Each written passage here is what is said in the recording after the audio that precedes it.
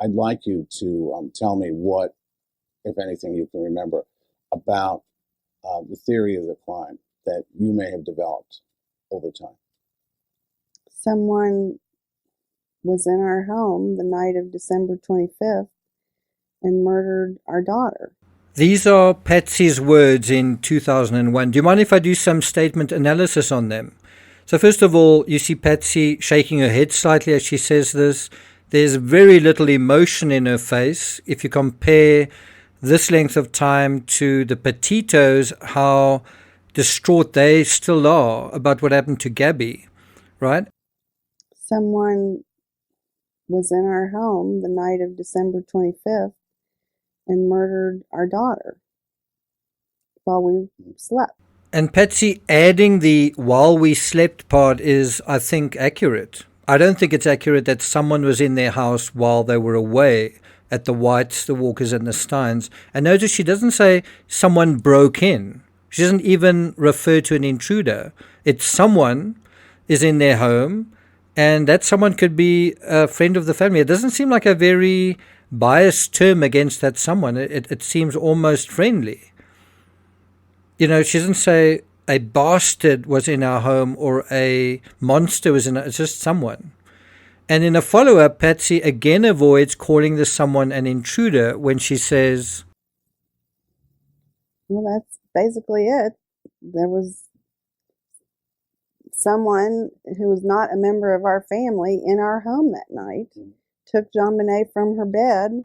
Again, this is classic Patsy, rolling her eyes, almost bemused by the question, when you would think most mothers would be very traumatized by this question and tearful.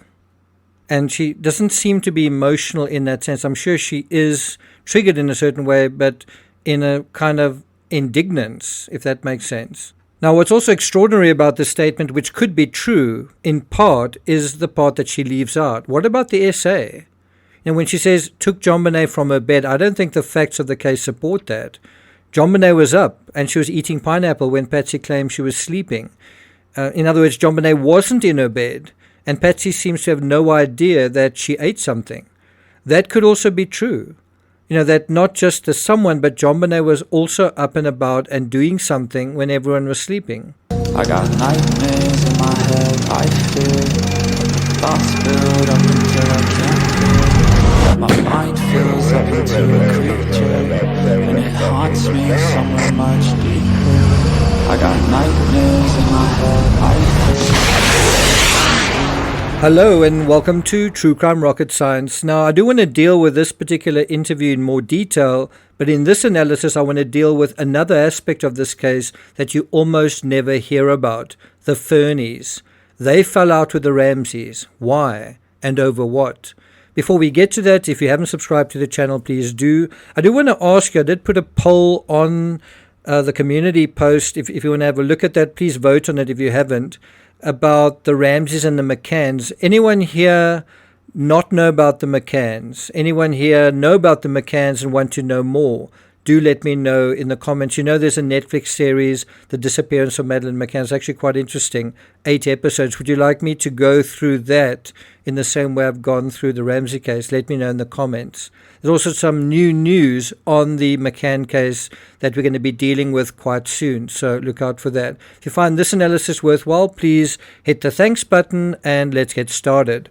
So when the Ramseys left their home for the last time on the day after Christmas, they drove 3.6 miles to the Fernies residence. It took 10 minutes to reach the Shanahan Ridge development on Table Mesa. You may remember on Christmas night, they elected not to go to the Fernies, that's the Ramseys, after the Whites and the Walkers and the Steins because they felt it was too far. Is 3.6 miles really that far away? But obviously the Steins lived much closer than 3.6 miles, which gives you an idea how close they were. And funnily enough, the Fernies are then, despite this distance, summoned to the home when the Steins weren't. And so, anyway, that day, the day after Christmas, the Ramseys spent the afternoon at the Steins. John even went for a short walk in the foothills behind the house. You can see them in this graphic. And the Ramseys also stayed the night there. John Fernie wrote us, I don't know, I guess months later, and said that Barbara is having difficulty dealing with this, and please ask Patsy not to write her or respond to her. That is from John Ramsey's 2000 interview, which we still need to deal with. As far as I know, the Fernies have since moved to Lafayette, where John Fernie worked in real estate management. This is John Fernie on LinkedIn. We also know that Barbara Fernie repeatedly called Linda Arndt. This is quite interesting. Apparently because Barbara Fernie needed or felt she needed emotional support from the Boulder detective. And this is now from Linda Arndt's deposition, deposed in 1998 as part of a civil lawsuit against Boulder PD. From the time that JonBenet was discovered dead, Bob Fernie had an extremely difficult time believing that JonBenet was dead. And she was the one who held onto my arm and said, "Don't leave, don't leave." So Barbara said that she saw me. It helped her not accept, but that's kind of the gist she was getting at, that JonBenet was dead. It distressed her to think that John or Patsy could be involved. And I don't remember expressing any direct comment about John Ramsey. She, as I remember, never said out loud, "I think John and Patsy were involved." It could be more, "I can't believe John or Patsy would do this." And the lady to the right in this image is Barbara Fernie. And look how emotional Patsy is, and yet Barbara seems to be someone who is truly emotional and couldn't actually deal with the thing. And look how Barbara doesn't look particularly emotional there. I think a lot of her emotions are internal. Now, is it the same woman in the Christmas party image helping a child, possibly Doug, decorate his gingerbread house? That looks like Susan Stein in the background on the right. According to the Ramsey Wiki, the Fernies had never publicly spoken on the case. Though initially close and supportive of John and Patsy Ramsey, Barbara Fernie raised questions about inconsistencies in their statements and became increasingly distressed and suspicious of their involvement. When did this happen? What prompted it? Well, it was after the Ramseys placed a newspaper ad with false information in it that the Fernies severed contact with them. So as far as the Fernies were concerned, the Ramseys were misrepresenting, were not being completely honest from their perspective. James Kolar provides the following narrative regarding precisely how this happened. And what's particularly interesting is how one detail the Fernies were aware of, they were aware of because they had inside knowledge of the Ramseys and the Ramsey home. And this seemed to jar with how the Ramseys were presenting that information in public. Just think about it. The Ramseys are saying something in public and someone close to them is going, "That's not how I remember it. That's not how I knew the situation." And think about the Ramsey ransom note kind of doing the same thing, representing a particular scenario. Right, so now I just want to deal with Foreign Faction by James Kolar. It's the Kindle edition, page 327. We're just going to have a look at the script on screen and just deal with it.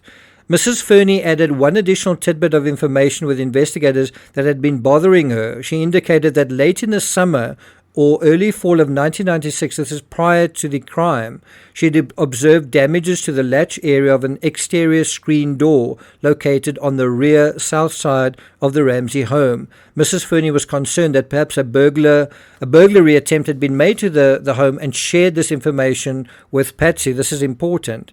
Then the two of them inspected the door and determined that the interior door showed no damages whatsoever. That's important.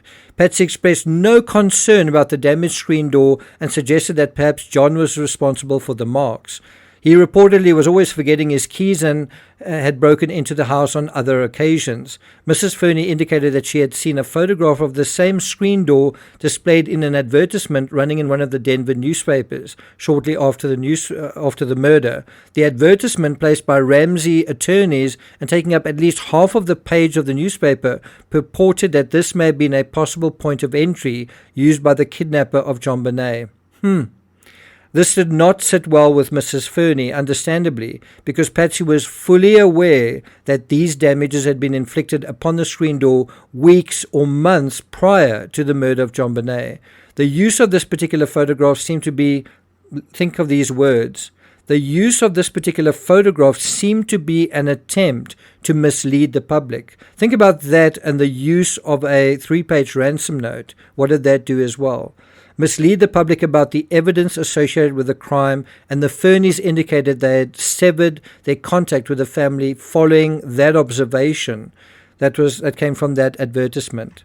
It's interesting that months after JonBenet's death, the Ramseys were trying to make the case that forced entry into their home occurred after all. Not through the broken window, though, through this door. When that didn't stick, the unlikely basement window under the window grate scenario became the default story for how and where the intruder got in. I'm not going to take it further than that. Look out for some content on the McCann case. Thank you for listening, and I'll see you guys next time.